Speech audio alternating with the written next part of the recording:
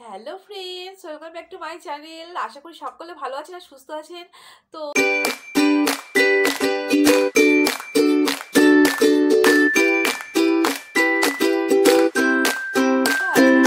সবাইকে স্বাগত। তো আজকে আমি একটা ভালো দুর্দান্ত একটা তোমাদের সাথে আমি শেয়ার করবো। সেটা হচ্ছে শীতকাল তো পড়েই গেছে, আর শীতকালে আসা মানে ঘরে সর্দি কাশি ছোট বড় সবার লেগে আছে। আর যেহেতু শীতকালে আমরা চারিদিকটা বন্ধ করে রাখি, অলওয়েজ দরজা জানালা বন্ধ করে রাখি যাতে বাইরে ঠান্ডা হাওয়া ঘরে। ধরুন কি হচ্ছে, ঘরে যদি একজনের ঠান্ডা লেগে থাকে তাহলে অপরজনের ঠান্ডা খুব সহজেই লেগে যাচ্ছে, একজনের থেকে আরেকজনের ইনফেকশন খুব সহজে ভাইরাসটা ছড়িয়ে যাচ্ছে। তো আমরা খুব সহজেই ডাক্তার না দেখিয়ে কি করে আমরা নিজেদেরকে ভালো রাখবো এবং আমাদের ঘরে যে ছোট ছোট বাচ্চারা আছে তাদেরকে আমরা সুস্থ রাখবো, ডাক্তারি ওষুধ না খাইয়ে আমরা বাচ্চাদেরকে কিভাবে সুস্থ রাখতে পারি তার কিছু ছোট ছোট ঘরোয়া টিপস আমি তোমাদের সাথে আজকে শেয়ার করবো। তাহলে চলো আমি আজকে ভিডিওটা শেয়ার করছি। আর সব থেকে বড় কথা হচ্ছে আজকে আমি আমার এই ভিডিওটা প্র্যাকটিক্যালি তোমাদেরকে আমি কি করে এই ঘরোয়া রেমেডিটা বানাতে হয় সেটা আমি তোমাদেরকে বানিয়ে দেখাবো। তো তোমরা ভিডিওটি দেখতে থাকো, মন্তব্য থাকে তোমাদের অবশ্যই আমার কমেন্ট বক্সে কমেন্ট করতে পারো, ঠিক আছে? তো চলো আমি আজকে আমার এই ভিডিওটা শুরু করছি। Let's go started. তো আমি প্রথমেই দেখাচ্ছি কিছুটা মেথি দানা। আমি মেথি দানা নিয়ে নিয়েছি কিছুটা, আর জোয়ান নিয়ে নিয়েছি কিছুটা, আর সঙ্গে রসুন নিয়েছি। এখানে দেখা যাচ্ছে গোটা রসুন, বাট আমি গোটা রসুনটা এখানে দেবো না, যেহেতু আমার সর্ষের তেলের পরিমাণটা কম আছে। আমি এখান থেকে রসুনের 6 থেকে 7টি দানা বা কোয়া আমি এতে অ্যাড করব। ঠিক আছে, যেহেতু আমি এক সপ্তাহ আন্দাজে আমি এই ঘরোয়া রেমেডিটি বা মাস্টার্ড অয়েল সলিউশনটি বানাচ্ছি, সেহেতু আমি কম পরিমাণে নিয়েছি। আপনারা যারা যদি চান যে বাড়িতে অনেক বাচ্চারা আছে বা বয়স্ক লোকজন আছে যাদেরকে এই তেলটি ইউজ করাবেন, তাহলে আপনারা একটু বেশি পরিমাণে এটা করিয়ে নিতে পারেন, বাট আমি অল্প পরিমাণে করছি এক সপ্তাহ আন্দাজে।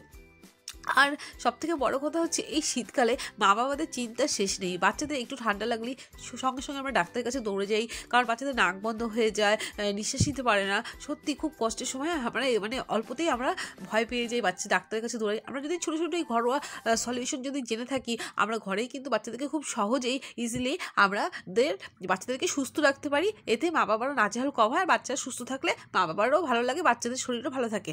তো আমরা কিন্তু খুব সহজেই এই ছোটো ছোটো কয়েকটা ঘরোয়া উপাদান, যেগুলো আমাদের চোখের সামনে আশেপাশেই থাকে, রান্নাঘরে থাকে, তো সেই সমস্ত কিছু কিছু উপাদান দিয়ে আমরা না খুব সহজেই এরকম টাইপের হোমমেড অয়েল বা সলিউশন করে আমরা কিন্তু বাচ্চাদেরকে খুব সহজে সুস্থ রাখতে পারি। এবার দেখুন, আমি রসুনের কোয়াগুলোকে একটুখানি থ্যাতো করে নিচ্ছি। তো আমি রসুনের কোয়াগুলোকে পুরো কিন্তু থ্যাতো করছি না, অর্ধেক থ্যাতো করছি, অর্ধেক ভাঙছে। তো পুরোটা কোয়ার মানে খোসার থেকে যদি বেরিয়ে যায় তাহলে আমার মুশকিল হয়ে যাবে। তো রসুনের যে ভেতরে যে রসটা আছে অ্যাকচুয়াল, সেটা অর্ধেকটা বেরিয়েই যাবে। ওই জন্য আমি হালকা থ্যাতো করে নিচ্ছি। তাহলে এর যে লিকুইড রসটা আছে সেটা তেলের মধ্যে দিলে এর যেহেতু রসুন পরিমাণে অনেক কিন্তু গরম হয়, তো তেলটা যতটা গরম হবে না ততটা বাচ্চাদের শরীর ততটা ভালো থাকবে। তো চলুন ফ্রেন্ডস, আমি এক এক করে দেখাই আপনাদেরকে।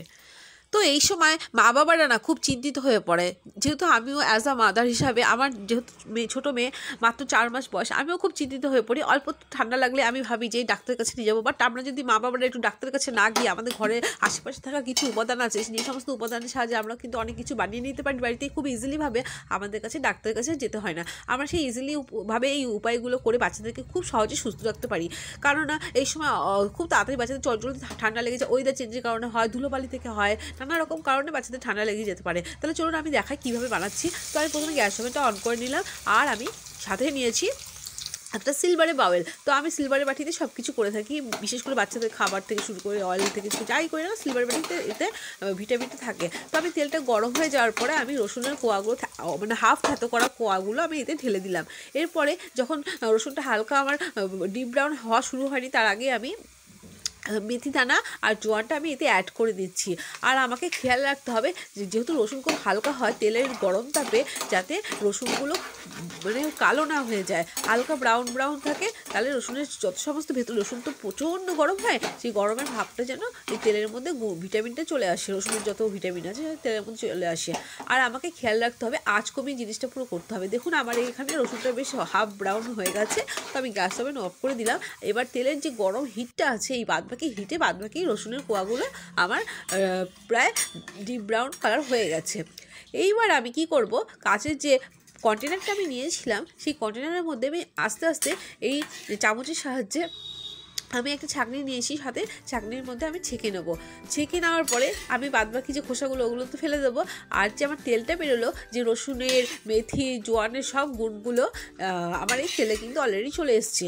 এবার এই অয়েলটাকে আমি 1 সপ্তাহ আন্দাজে বানিয়েছি, কারণ আমি সবসময় ভিটামিনটা যাতে বাচ্চারা নিতে পারে, আমি এটা মানে বেশি বাসি করব না, আমি 1 সপ্তাহ আন্দাজে চালাবো। তো আপনারা চাইলে বেশি করেও বানিয়ে রাখতে পারেন, এটা নষ্ট হয় না। বাট আমি সবসময় টাটকা জিনিসটাই করতে বা বাচ্চাদের সাথে ইউজ করাতে পছন্দ করি।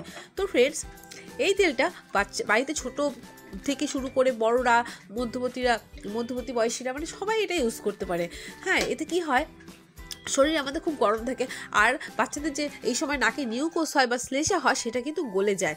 গলে গিয়ে এই তেলটা মাখানোর পরের দিন আমাদের বাচ্চাদের সকালবেলা পটির সাহায্যে এই আমাদের ঠান্ডার যে নিউকোসটা গলে যায়, সেটা আমাদের পটির মাধ্যমে বেরিয়ে যায়। তো দেখুন ফ্রেন্ডস, আমার তেলটা গরম হয়ে গেছে। আমাদেরকে কিন্তু আরেকটা জিনিস খেয়াল রাখতে হবে, সেটা অনেকেই জানে না। কি করে, বাচ্চাদেরকে তেল বা অয়েল ম্যাসাজ করানোর পর সঙ্গে সঙ্গে স্নান করিয়ে দেয়। এটা কিন্তু একদম ভুল। সঙ্গে সঙ্গে স্নান করালে যে এই তেলের যে গুণগুলো, এটা আমাদের শরীরে অবজার্ভ করে না। বাচ্চাদের শরীরে অবজার্ভ না করার ফলে সেই তেলের ভিটামিনটা সব চলেই যায়। আর এই রসুনের তেলটা আমাদেরকে খেয়াল রাখতে হবে, এই তেলটা যখনই আপনারা বাড়িতে বাচ্চাদেরকে মাখাবেন, অবশ্যই এটা চান করার আগে মাখাবেন না ভুলেও, ঠিক আছে? এটাকে দুপুরবেলা যখন বাচ্চারা ঘুমায় তার আগে বা রাতে ঘুমানোর আগে এই অয়েলটা ম্যাসেজ করতে হবে, ঠিক আছে? এই অয়েলটা ম্যাসেজ করার পর বাচ্চাদেরকে সঙ্গে সঙ্গে মোজা আর হাত মোজা পরিয়ে দিতে হবে, বা বুকেও ম্যাসেজ করার পর ঢেকে দিতে হবে বাচ্চাদেরকে। কেননা যে রসুনের যে গুণগুলো বেরোলো, এই অয়েলের যে গুণটা আছে, সেটা বাচ্চাদের শরীরে অবজার্ভ করে, এতে শরীর তাড়াতাড়ি গরম হয়ে যাবে। কোনো মতেই এই তেলটা ম্যাসেজ করানোর পর আপনারা বাচ্চাদেরকে খোলা হাত পায়ে রাখবেন না, বা বড়রাও যারা আছেন, তেলটা ম্যাসেজ করানোর পর আমরা যাতে নিজেদেরকে ঢেকে রাখি, ঠিক আছে? তাহলে যে এই তেলের গুণাগুণ আছে, এর ফলে আমাদের শরীর খুব তাড়াতাড়ি সুস্থ হয়ে যাবে, এবং আমরা ঠান্ডার হাত থেকে আমরা নিজেদেরকে বাঁচিয়ে রাখতে পারবো। তো আমাদেরকে অবশ্যই খেয়াল রাখতে হবে এই যে কীভাবে বাচ্চাদেরকে, বিশেষ করে ছোটো বাচ্চাদেরকে, যখন ওরা না হাত সহজে মুখে, যেমন আমার ছোটো মেয়ে, ও সবসময় হাত, ওর 2টো আঙুল অলরেডি ওর মুখের মধ্যে অলরেডি থাকে, ঠিক আছে? 4টি থাকে। তো আমাদেরকে খেয়াল রাখতে হবে বাচ্চাদের হাতে ক্ল্যাপে যখন আমরা অয়েলটা ম্যাসেজ করার পরে ওদেরকে হাতে কিন্তু একটা হ্যান্ড গ্লাভস পরিয়ে দিতে হবে। কারণ ওরা কিছুতে যাতে হাতটা মুখে ওদের না যায়, তাহলে ওদের এতে শরীর আরও খারাপ হয়ে যেতে পারে। তো আমি আমার বাড়িতে সবাইকে এই তেলটা ইউজ করি, আমি নিজেও ইউজ করি, আমার বাচ্চাকে ইউজ করাই। তো ফ্রেন্ডস, দেখলেন তো কি করে আমি বানিয়েছি। আশা করি আপনাদের এই ঘরোয়া রেমেডিটি খুবই ভালো লেগেছে। আর যার তরুণ এই ভিডিওটি আপনারা আপনাদের নিজেদের পরিজনদের মধ্যে এটি শেয়ার করবেন, যাতে তারাও উপকৃত হয় এবং আপনারাও উপকৃত হন। আর এই তেলটি আমি সবসময় না খুব কম পরিমাণে বানাই, বেশি করে বানাই না। কারণ কি, সবসময় টাটকা জিনিস যেরকম খেলে শরীর সুস্থ থাকে, সেরকম টাটকা জিনিস মাখলেও শরীর ভালো থাকে। তাই আমি সবসময় তেলটি কম করে বানিয়েছি, আর যাতে 1 সপ্তাহের মধ্যে আমার তেলটি শেষ হয়ে যায়। আবার নেক্সট সপ্তাহে আমি আবার নতুন করে তেলটি বানিয়ে নেব। সবসময় খেয়াল রাখবেন, এই রসুন তেলটা সবসময় টাইট কন্টেনারে রাখা উচিত, কোনো রকম যাতে বাইরের হাওয়া এতে প্রবেশ করতে না পারে। আর অবশ্যই এই তেলটাকে আপনারা ফ্রিজে বা রেফ্রিজারেটরে রাখবেন না, কারণ রেফ্রিজারেটরের তাপমাত্রায় এই তেলটার যত গুণাগুণ আছে সেটা পুরোটাই নষ্ট করে দেবে। এই তেলটাকে চেষ্টা করবেন রোদের আড়ালে রাখতে, আমাদের ঘরে যে হতে পারে সেই সমস্ত জায়গায় আমরা চেষ্টা করব তেলটিকে রাখতে, তার তেলের গুণাগুণ আমরা সম্পূর্ণভাবে লাভ করতে পারবো। যদি হাতে ক্যাল্পের মধ্যে এবং পায়ের তালুতে, এছাড়া বুকের ছাতিতে আমরা এই তেলটি ইউজ করব, কিন্তু বাচ্চাদের ভুলেও পেটে, মাথায় আর চোখে মুখে আমরা এটা ইউজ করবো না। যেহেতু বাচ্চাদের মাথায় এমনিতেই গরম থাকে রাতে, আরও ওই যেহেতু রসুন মানেই গরম, তো এটা রসুন তেলটা বাচ্চাদের মাথায় দিলে ব্লাড সার্কুলেশন অনেক পরিমাণে বৃদ্ধি পাবে, যার ফলে বাচ্চাদের মাথা গরম হয়ে যাবে, অন্যান্য প্রবলেমের সমস্যা পড়তে পারে, বা বাচ্চারা খ্যাটখ্যাটি হয়ে যাবে, কান্নাকাটি বেশি করবে। তো বুঝে শুনে এটা ইউজ করবেন। তো ঠান্ডা শীতকাল, আরেকটা কথা বলছি, সেটা হচ্ছে শীতকাল মানে যে আমরা রসুন তেলটা সারাটা শীতকাল ইউজ করবো, একদমই কিন্তু তা নয়। যখনই আপনি খেয়াল রাখবেন যে বাচ্চারা একটু ঠান্ডা লেগেছে বা বড়দের একটু ঠান্ডা লেগেছে, সমস্যা হচ্ছে, তখনই আপনি রসুন তেলটা ব্যবহার করবেন। তেল আমাদের মালিশ করার পরে আমরা যেন নিজেদেরকে ঢেকে রাখি বড়রা, আর এবং ছোটো বাচ্চাদেরকে তেল লাগানোর পরে হাতে পায়ে অবশ্যই মোজা পরিয়ে দেওয়া উচিত। পায়ে তো উলের মোজা পরানো হবে, আর হাতে যেন কটনের মোজা পরিয়ে দেওয়া উচিত। হাতের তালুতে যদি বাচ্চাদেরকে তেল দেওয়া হয়, অবশ্যই খেয়াল রাখতে হবে হাতে যেন বাচ্চারা কোনো কথা তাদের মুখে না দেয়, কারণ রসুন। আই হোপ আমার এই রেমেডিটা অবশ্যই আপনাদের আশা করি খুবই ভালো লেগেছে। সো আমি একটাই রিকোয়েস্ট করবো ফ্রেন্ড তোমাদেরকে, যদি আমার রেমেডিটা তোমাদের সাথে ভালো লেগে থাকে, আমি এটা তোমাদের সাথে শেয়ার করলাম, তোমরা বাড়িতে অবশ্যই ট্রাই করো এবং সারাটা শীতকাল সবাই সুস্থভাবে থাকো, বাচ্চাদেরকে নিয়ে সুস্থভাবে সবাই থাকো। আর আজকের মতো বিদায়, নেক্সট কোনো ব্লগে তোমাদের সাথে আবার আমার দেখা হচ্ছে। সো টাটা, ভালো থেকো আর সবাই সুস্থ থেকো, বাচ্চাগুলোকে সবাই ভালো রেখো। Tata, bye bye.